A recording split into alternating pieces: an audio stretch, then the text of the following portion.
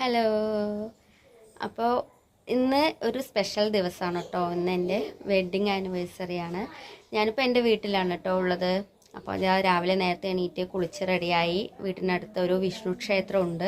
അപ്പോൾ അവിടെ പോയി തൊഴുതിട്ട് വന്നതാണ് കേട്ടോ. ഇപ്പോൾ ഇനിയിപ്പോൾ 9 മണിയാകുമ്പോൾ നമുക്ക് വർക്കിന് പോകണം.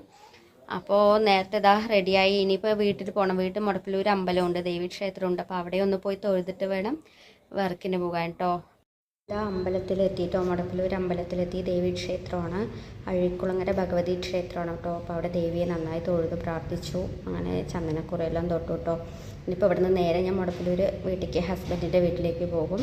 അപ്പോൾ അവിടെ പോയി കുറച്ച് ഇരുന്നിട്ടാണ് കേട്ടോ വർക്കിന് പോവുക. അപ്പോൾ ഞാനിതാ വീട്ടിലേക്ക് പോവുകയാണ് കേട്ടോ.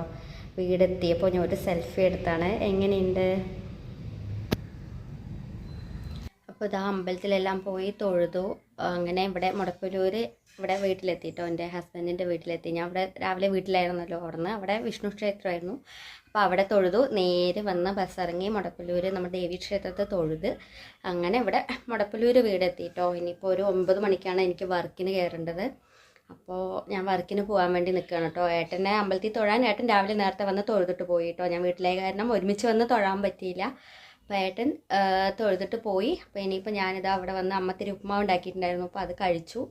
ഇനിയിപ്പോൾ വർക്കിന് പോകുകയാണ്. അപ്പോൾ എൻ്റെ രാവിലത്തെ കൊച്ചു വിശേഷം ഇത്രയേ ഉള്ളൂ. അപ്പോൾ എല്ലാവർക്കും ബായ്.